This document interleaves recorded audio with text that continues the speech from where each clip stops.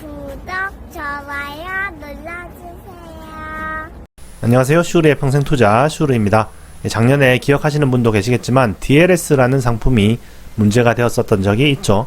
독일 국채 금리가 마이너스 0.2% 밑으로만 내려가지 않으면 1년에 한 4% 정도의 금리를 주는 그런 상품이었는데요. 그런데 그 위험성을 충분히 설명하지 않고 팔아서 문제가 되었었죠.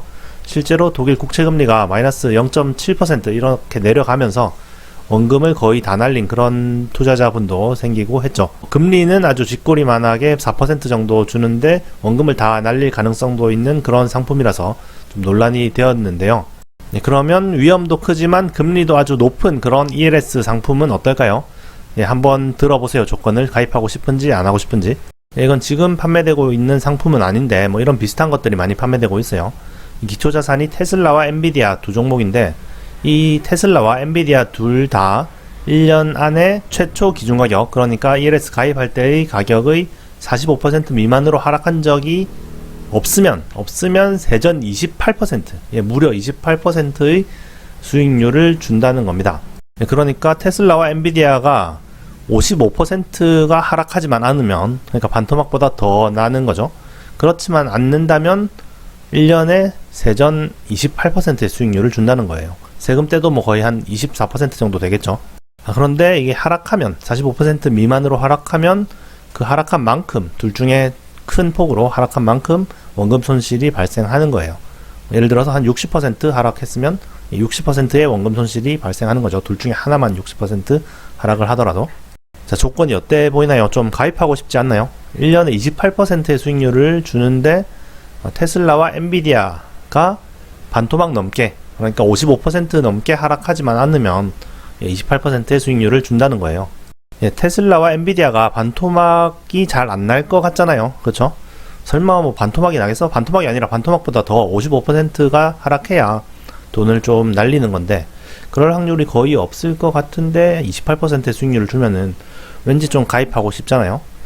과연 테슬라와 엔비디아 둘 다 55% 넘게 하락하지 않을 확률이 얼마나 될까요? 여기는 제가 좋아하는 오 박사님의 블로그인데요. 매트릭 스튜디오에 대한 내용인데 여기 보시면 12년 동안 우리나라 모든 상장사를 백테스팅 한 건데요.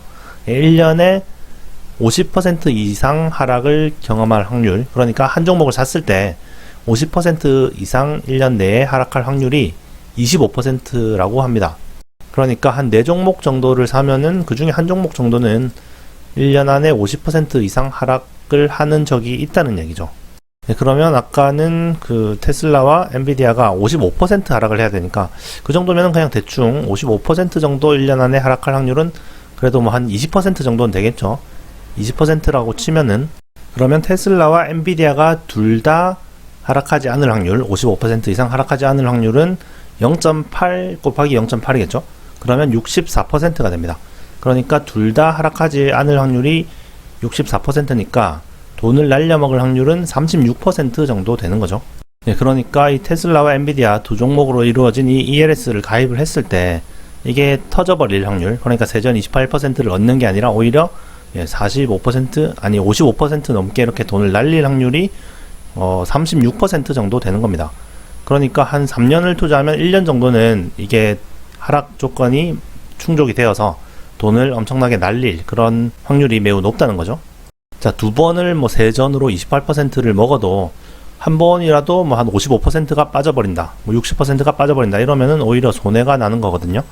그래서 뭔가 그렇게 크게 위험하지도 않으면서 수익률이 높은 것 같지만 그런 상품은 아니라는 거죠. 당연히 증권사에서 자기들이 손해보는 상품을 팔 리는 없겠죠. 충분한 수수료를 떼먹고도 자기들에게 불리하지 않은 조건으로 상품을 만드는 거예요. 그래서 그냥 이런 거를 하기보다는 그냥 직접 주식을 하는 게 훨씬 나을 거고요. 생각보다 한 종목이 1년 안에 반토막이 날 확률은 아주 높다는 거, 이것도 이제 교훈을 얻을 수가 있겠죠. 몇 가지를 더 살펴볼까요? 1년 이내에 9% 이상 하락을 경험할 확률은 83%나 된다고 합니다. 그러니까 모든 종목을 테스트 해봤을 때 1년 이내에 한 10개 중에 8종목은 9% 넘게 하락하는 적이 있다는 거죠. 23% 이상 하락할 확률도 59%나 된다고 합니다. 23% 내리면 진짜 가슴이 아픈데 그럴 확률이 59%나 된다고 해요. 그렇기 때문에 여기서 얻을 수 있는 교훈은 좀 너무 단기적인 수익률에 너무 신경을 쓰지 말자는 거죠. 1년 이내에 9% 이상 하락할 확률이 83%나 되기 때문에 내가 어떤 종목을 골랐는데 그게 뭐 10%, 20% 단기간에 하락한다고 해서 내가 잘못 선택한 것도 아니고요. 또 내가 고른 종목이 뭐 1년 안에 20%, 30% 오른다고 해서 또 내가 꼭 잘 선택했다 않는 것도 절대 아니라는 거죠. 그 정도의 기간은 아주 랜덤하게 움직인다는 겁니다. 네, 그렇기 때문에 이런 단기간의 수익률로 내 투자를 판단해서는 안 된다는 거죠. 이런 거 말고도 이 매트릭 스튜디오를 보시면 이 주가 움직임에 대한 여러 가지 데이터가 있거든요. 그걸 보면은 이런 하루하루 막 등락에 신경 쓰는 게 얼마나 바보 같은 짓인지 알 수가 있게 됩니다.